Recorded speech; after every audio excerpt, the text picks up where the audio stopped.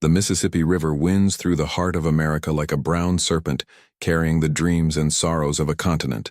From its source in Minnesota to its delta in Louisiana, this mighty waterway has witnessed more history than any other geographic feature in North America.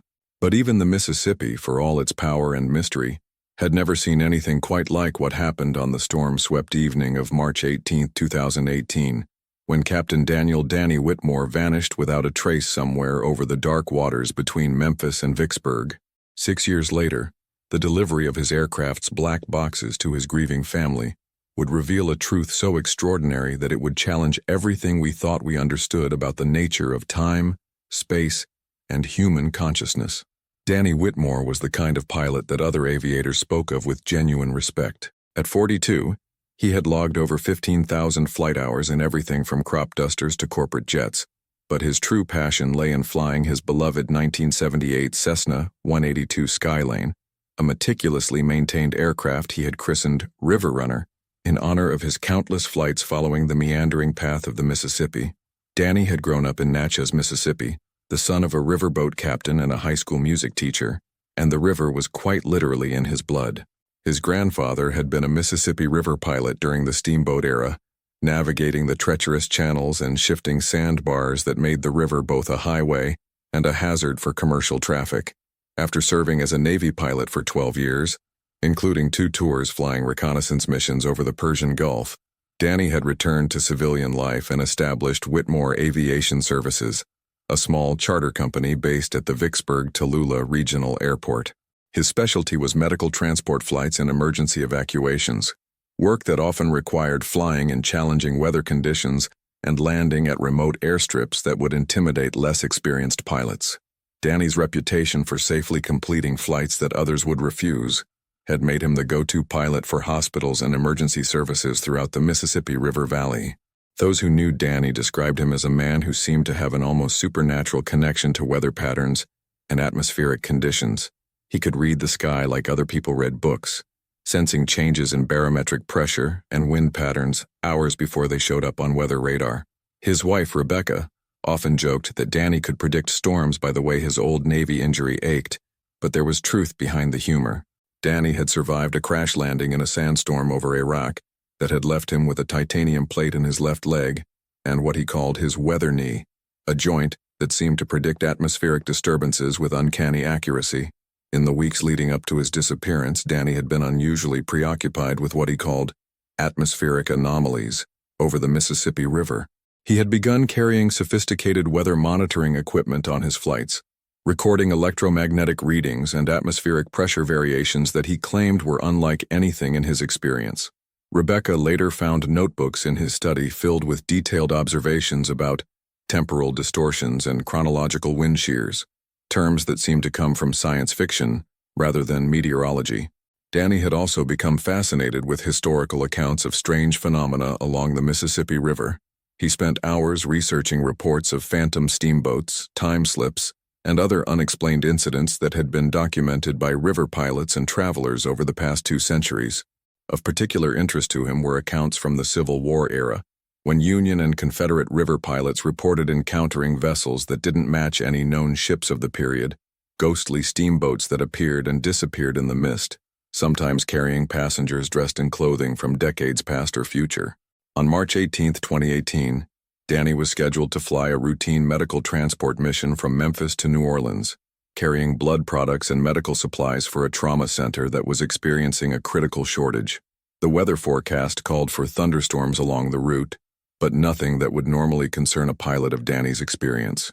However, the National Weather Service had issued an unusual advisory about electromagnetic disturbances associated with the storm system, phenomena that could potentially interfere with aircraft navigation equipment. Danny's last radio contact came at 7:42 p.m. Central Time, when he reported his position as approximately 50 miles north of Vicksburg, at an altitude of 6,000 feet. His voice, recorded by air traffic control, sounded calm and professional as he acknowledged a course correction to avoid the most intense part of the storm system. The controller on duty, veteran operator Marcus Thompson, later stated that nothing in Danny's transmission suggested any problems with the aircraft or concern about the weather conditions. What happened next defies easy explanation.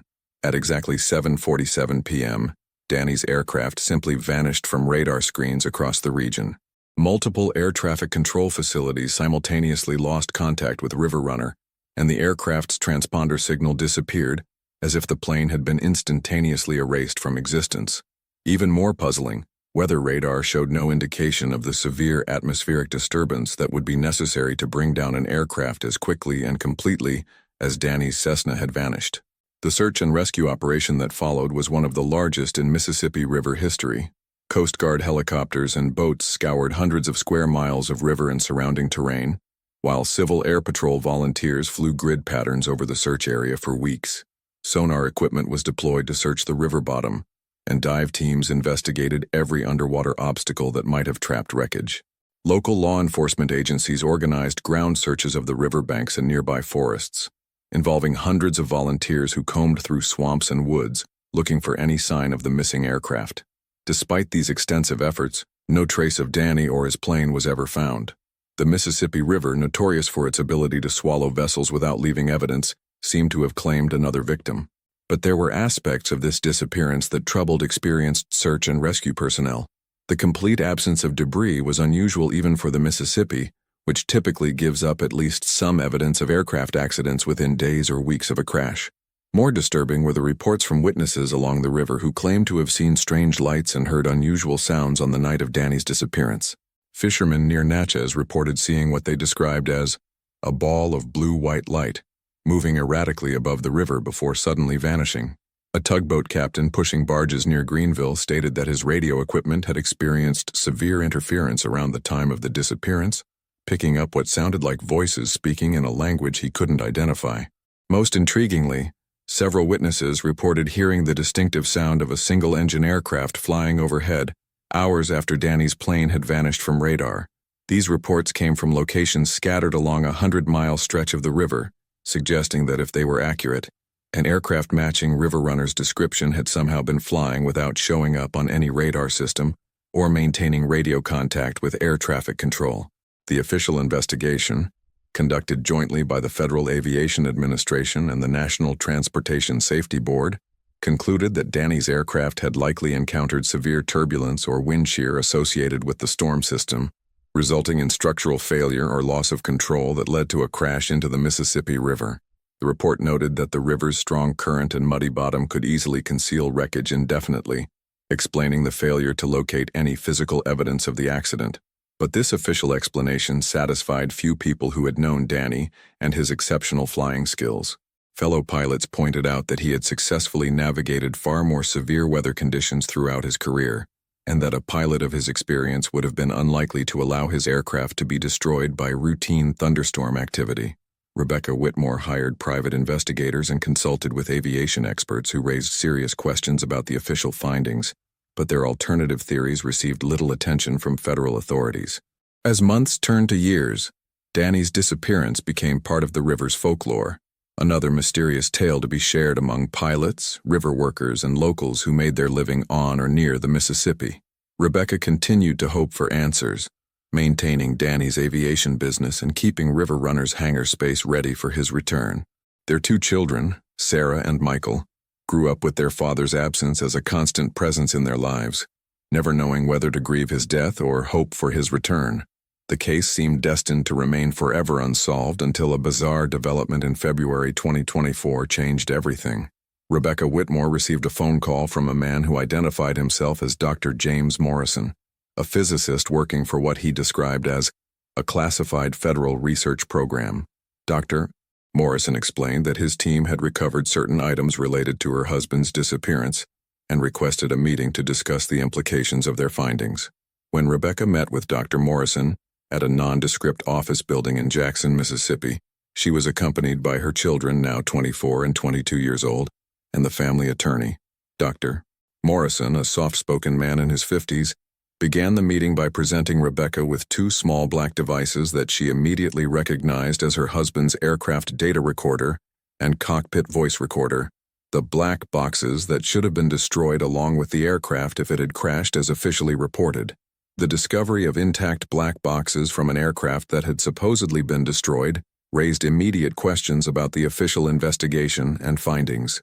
More puzzling still was Dr. Morrison's explanation of how the devices had been recovered. According to his account, the black boxes had been found not in the Mississippi River or its surrounding terrain, but in a classified government facility in Nevada, where they had apparently been stored for several years without any record of how they had arrived there. Dr. Morrison's team had only recently discovered the devices during an inventory of materials collected by various federal agencies for what he termed anomalous phenomena research. The black boxes bore Danny's aircraft registration number and were confirmed through serial numbers to be the actual devices from River Runner, but they showed no signs of water damage or impact trauma that would be expected from an aircraft crash. Even more mysterious was the condition of the data stored on the devices. Both the flight data recorder and cockpit voice recorder contained information covering a period of more than 6 hours, beginning with Danny's takeoff from Memphis and continuing far beyond his last radio contact with air traffic control.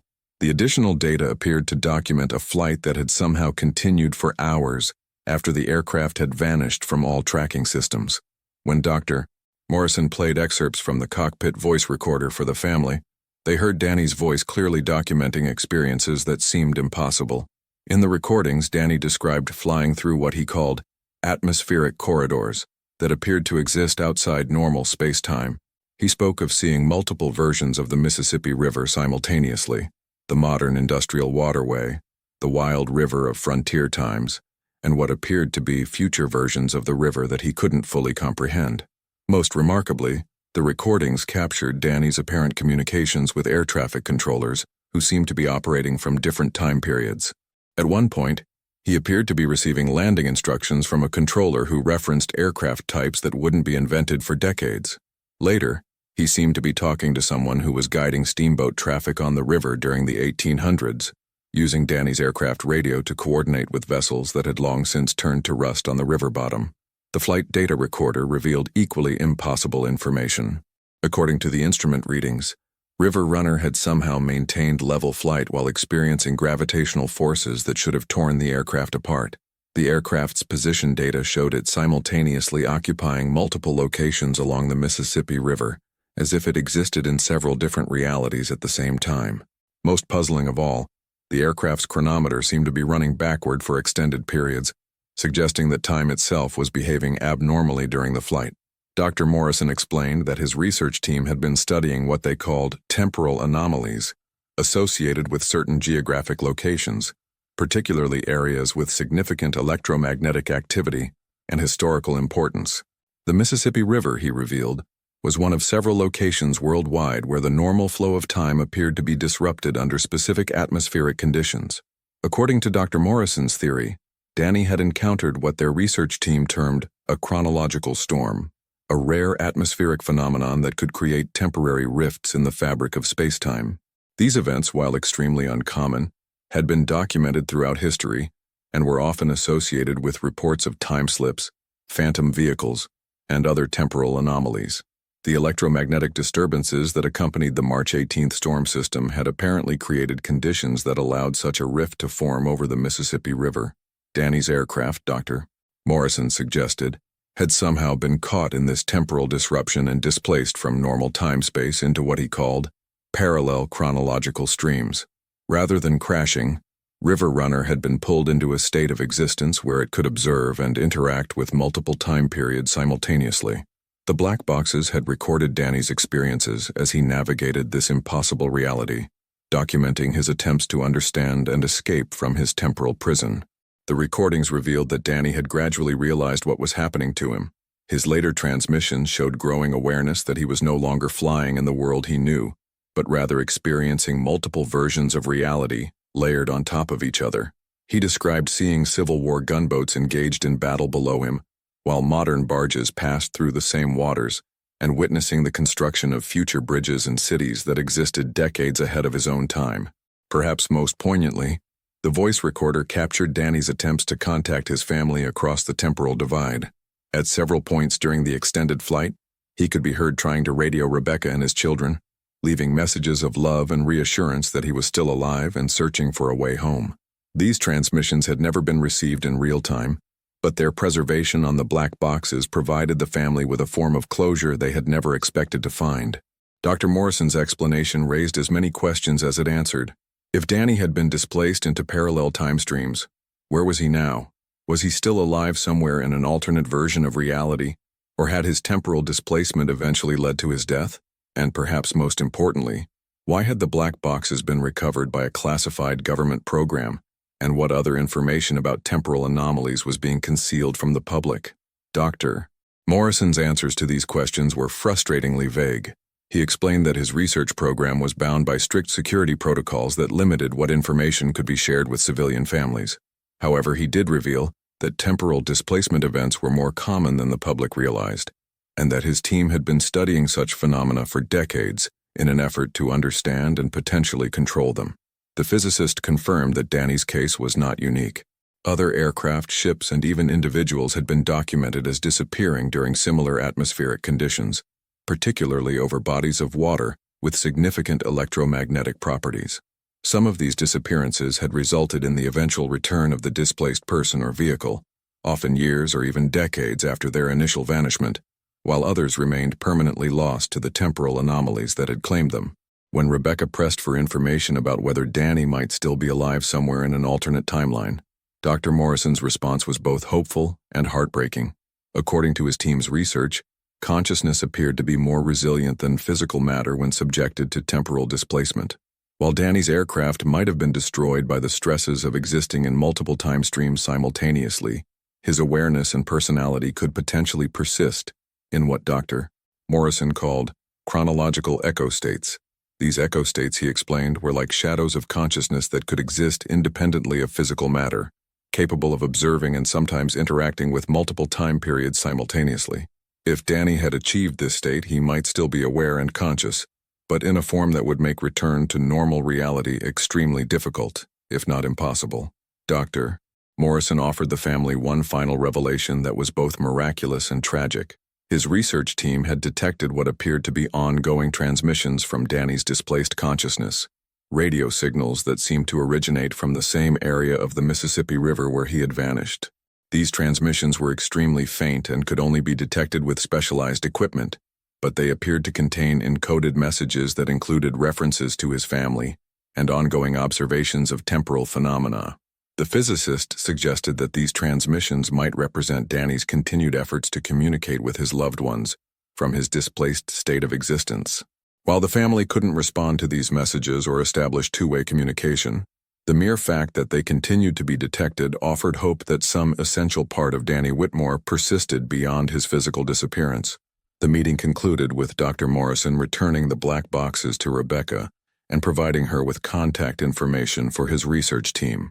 He explained that while they couldn't offer immediate answers about Danny's ultimate fate, they would continue monitoring the temporal anomalies associated with his disappearance and would notify the family of any significant developments. For Rebecca and her children, the revelation that Danny's black boxes had been recovered after 6 years provided a form of closure that was both satisfying and unsettling. On one hand, they finally had answers about what had happened to him, and confirmation that his disappearance had not been the result of pilot error or mechanical failure. On the other hand, the knowledge that Danny might still exist in some form but be forever beyond their reach was almost more painful than believing he had simply died in an aircraft accident. The family made the difficult decision to keep the details of their meeting with Dr. Morrison confidential, recognizing that public revelation of the government's involvement in studying temporal anomalies would likely result in the suppression of further information and the loss of their only connection to ongoing research into Danny's fate. Instead, they established a private foundation dedicated to supporting families of people who had vanished under unexplained circumstances, using their experience to help others navigate the unique challenges of ambiguous loss. Sarah Whitmore, now a meteorologist with the National Weather Service, incorporated her father's research into atmospheric anomalies into her own work, though she was careful not to reveal the full extent of what she had learned about temporal phenomena. She began documenting unusual electromagnetic readings associated with severe weather systems over the Mississippi River, hoping to identify conditions that might indicate the formation of chronological storms similar to the one that had claimed her father. Michael Whitmore followed his father's path into aviation, becoming a commercial pilot while also pursuing a degree in theoretical physics. His dual interests allowed him to bridge the gap between practical flying experience and scientific understanding of the atmospheric anomalies that had displaced his father. He began carrying specialized recording equipment on his flights over the Mississippi River, hoping to detect and document any temporal disturbances that might provide clues about Danny's ongoing existence. Rebecca maintained Whitmore Aviation Services, converting it into a memorial foundation that provided free medical transport flights for families dealing with emergencies. She also quietly funded research into electromagnetic anomalies along the Mississippi River, working with independent scientists who were investigating temporal phenomena without government oversight or interference. The family's efforts eventually led to the detection of additional temporal anomalies along the Mississippi River, confirming Dr. Morrison's claims about the recurring nature of chronological storms in the region. Several times over the years following their meeting with the physicist, sensitive monitoring equipment detected radio transmissions that appeared to match the patterns described in Danny's black box recordings. While these signals were too weak and distorted to provide clear communications, their mere existence offered hope that Danny's consciousness continued to persist somewhere in the temporal echoes surrounding the river.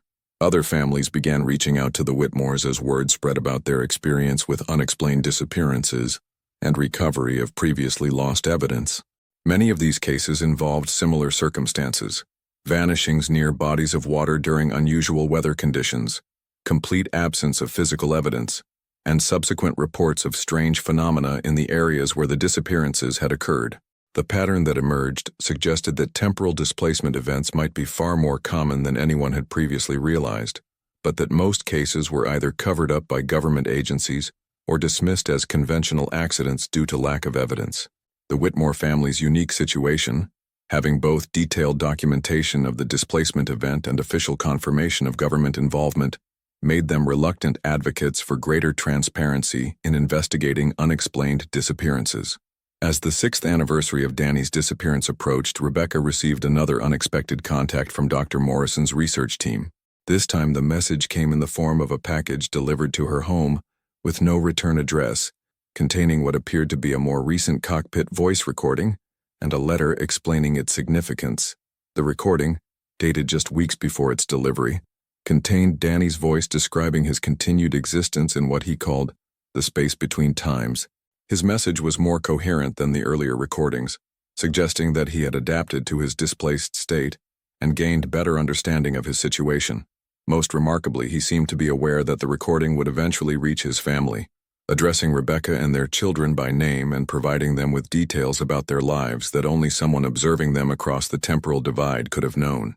In the recording, Danny explained that he had learned to navigate the chronological echoes surrounding the Mississippi River, allowing him to observe multiple time periods and sometimes interact with displaced consciousnesses from other temporal displacement events. He described a community of sorts, consisting of people and sometimes entire vessels that had been caught in similar temporal anomalies throughout history. These displaced souls had formed a collective dedicated to monitoring and protecting the temporal stability of locations like the Mississippi River, where chronological storms could form. Most importantly for his family, Danny confirmed that while he could never return to normal reality, he remained aware of their lives and was proud of their efforts to help others deal with similar losses. He expressed particular pride in Sarah's meteorological work and Michael's aviation career, noting that their combined efforts were contributing to scientific understanding of temporal phenomena, even if they weren't fully aware of the impact of their research. The letter accompanying the recording, signed by Dr. Morrison, explained that Danny's continued communications had provided invaluable data for understanding the nature of consciousness and its relationship to time and space. His displaced awareness had become a bridge between normal reality and the temporal anomalies that existed alongside it, allowing researchers to study these phenomena in unprecedented detail. Dr. Morrison also revealed that Danny's case had led to the development of new safety protocols for aviation over areas prone to temporal disturbances. While the full details remained classified, aircraft flying through regions with known electromagnetic anomalies were now equipped with monitoring equipment designed to detect the formation of chronological storms before they could pose a danger to pilots and passengers. The physicist concluded his letter with a promise that the research team would continue monitoring Danny's transmissions and would notify the family of any developments that might affect his situation. While the possibility of his return to normal reality remained extremely remote, ongoing advances in understanding temporal mechanics offered hope that some form of communication bridge might eventually be established between displaced consciousnesses and the reality they had left behind. For the Whitmore family, this latest revelation provided both comfort and continued sorrow. Knowing that Danny remained aware and was contributing to important scientific research offered meaning to his disappearance, but the confirmation that he could never return home emphasized the permanence of their loss. They found solace in the knowledge that his sacrifice was helping to protect other aviators from similar fates and advancing human understanding of phenomena that had been mysteries for centuries. The Mississippi River continues to flow through the heart of America, carrying commercial traffic and recreational boats past the same stretch of water where Danny Whitmore vanished into temporal anomaly 6 years ago. Pilots flying over the river now carry equipment that might have saved Danny if it had existed in 2018, and weather services issue warnings about electromagnetic disturbances that could signal the formation of chronological storms. But for those who know the true story of Captain Daniel Whitmore and his displacement into the spaces between time, the river holds deeper significance. It represents the thin boundary between the reality we know and the infinite possibilities that exist beyond the normal flow of time and space. And somewhere in those temporal echoes, a pilot continues his eternal flight, serving as a guardian and guide for others who might find themselves lost between the moments that define human existence. The black boxes that were returned to Danny's family after 6 years of absence serve as proof that some journeys extend far beyond their intended destinations, and that love and dedication can persist even when separated by the ultimate barrier of time itself. They remind us that the greatest mysteries of existence might not lie in distant galaxies or ancient history, but in the invisible dimensions that surround us every day, waiting to be explored by those brave or unfortunate enough to slip through the cracks in reality. Danny Whitmore vanished into a storm over the Mississippi River, but his story demonstrates that disappearance doesn't always mean ending. Sometimes it means transformation into something larger than individual existence, a bridge between worlds, a voice calling across the temporal divide, and a reminder that consciousness itself might be the one thing in the universe that truly transcends the boundaries of space and time.